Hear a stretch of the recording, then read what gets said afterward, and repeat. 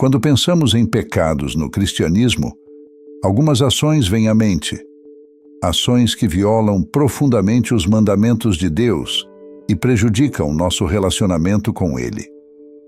Hoje, vamos mergulhar em um dos pecados mais graves: a idolatria, que muitas vezes passa despercebida em nossas vidas modernas, embora possa ter sérias consequências espirituais. No cerne da idolatria está o ato de colocar algo ou alguém acima de Deus. Muitas pessoas associam a idolatria à imagem de estátuas de ouro ou deuses antigos, mas a idolatria é muito mais sutil. Trata-se do nosso coração, dos nossos desejos e das coisas que priorizamos em detrimento do nosso relacionamento com Deus. Em Êxodo 23, Deus deixa isso bem claro: não terás outros deuses diante de mim. Isso não era apenas uma regra para os tempos antigos. É uma mensagem direta para os dias de hoje. O que é idolatria nos dias de hoje? Pode ser qualquer coisa que ocupe o lugar em nosso coração que deveria pertencer somente a Deus. Pode ser o dinheiro, o sucesso, as posses materiais, a fama ou até mesmo os relacionamentos. Embora nenhuma dessas coisas seja ruim em si mesma, elas se tornam perigosas quando as elevamos ao status de Deus em nossas vidas. Quando começamos a depender dessas coisas para obter felicidade, segurança ou validação, estamos cometendo o pecado da idolatria.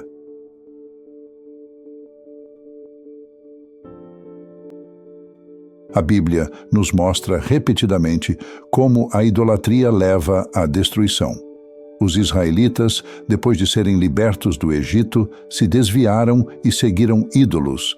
Eles construíram um bezerro de ouro e o adoraram, mesmo depois de Deus tê-los libertado da escravidão.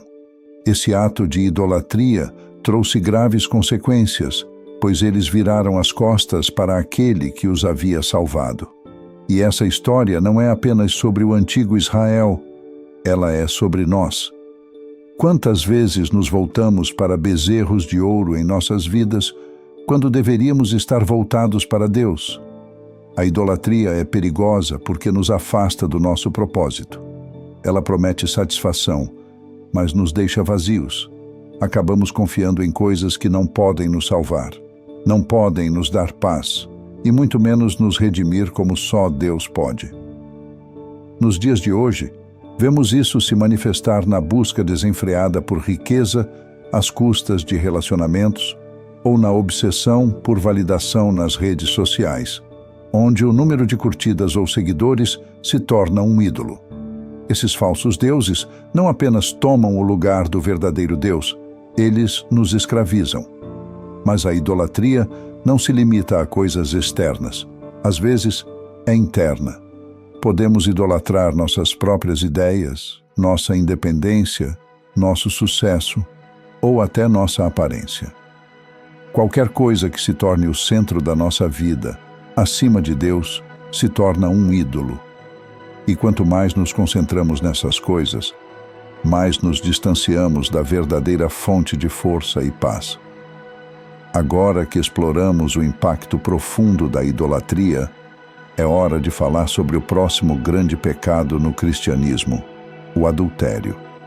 O adultério é um pecado que atinge diretamente o coração dos relacionamentos, especialmente o vínculo sagrado do casamento.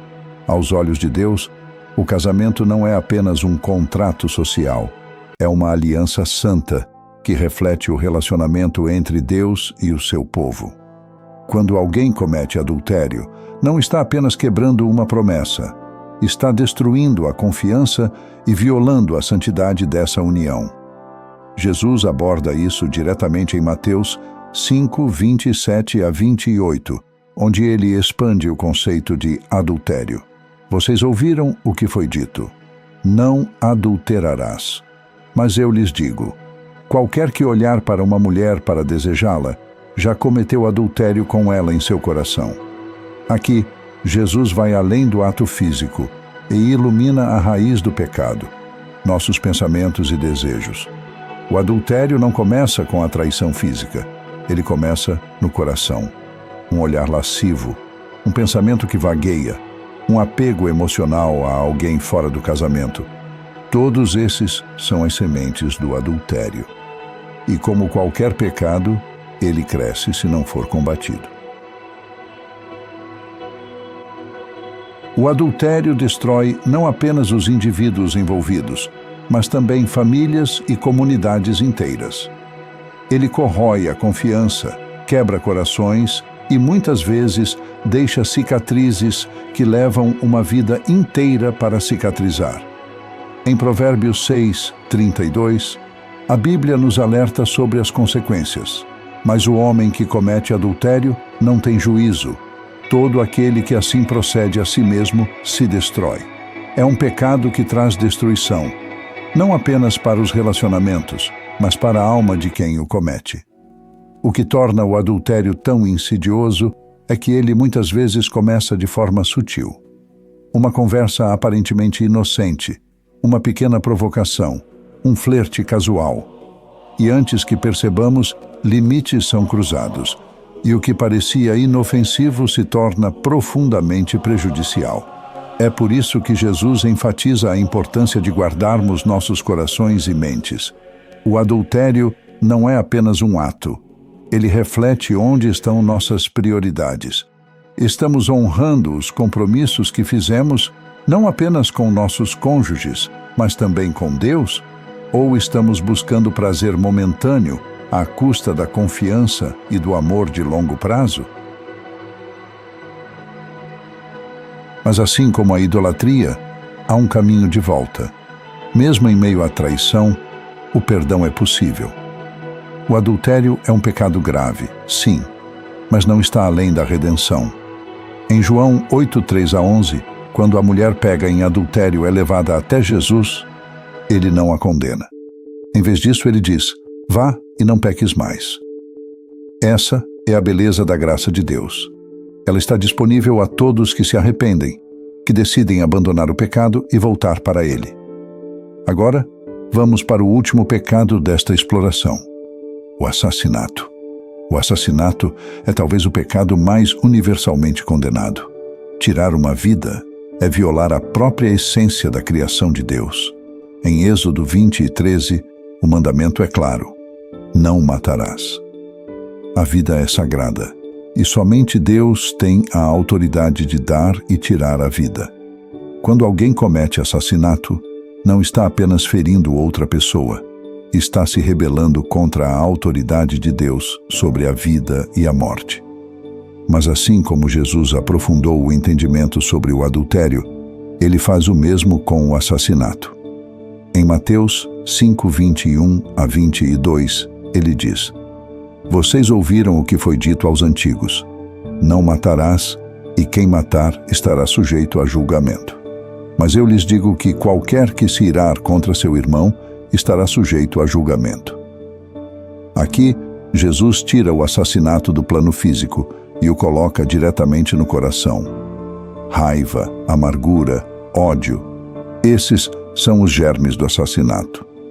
Embora possamos não tirar a vida de alguém fisicamente, quantas vezes abrigamos raiva em nossos corações?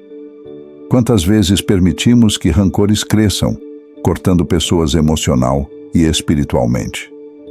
Jesus deixa claro que o assassinato começa muito antes do ato.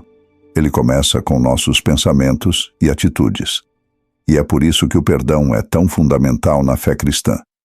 Reter raiva e ressentimento pode ser tão destrutivo quanto a violência física. Envenena nossos relacionamentos e nos afasta de Deus.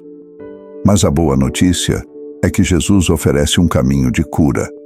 Em Mateus 5:23-24, Jesus nos exorta a nos reconciliarmos com aqueles com quem estamos irritados. Se você estiver trazendo sua oferta ao altar e ali se lembrar de que seu irmão tem algo contra você, deixe sua oferta ali, diante do altar, e vá primeiro reconciliar-se com seu irmão. Depois, volte e apresente sua oferta. A reconciliação não é apenas uma sugestão, é um mandamento, uma maneira de restaurar o que a raiva destruiu. Ao refletirmos sobre esses 3 graves pecados, idolatria, adultério e assassinato, é importante lembrar que, embora esses pecados sejam sérios, eles não estão além do alcance da graça de Deus. Servimos a um Deus que é justo e misericordioso. Ele oferece perdão a todos que se arrependem e o buscam de coração sincero. Então, enquanto você reflete sobre esses ensinamentos, pergunte-se: há áreas em sua vida onde você permitiu que ídolos tomassem o lugar de Deus? Existem relacionamentos onde a confiança foi quebrada ou onde a raiva criou raízes? Se sim, saiba que nunca é tarde para voltar-se a Deus, buscar o seu perdão e a restauração. Se essa mensagem tocou você, curta este vídeo e se inscreva no canal. Compartilhe com alguém que você ama, alguém que talvez precise ouvir essas verdades hoje. E como sempre, que Deus te abençoe em sua jornada de fé.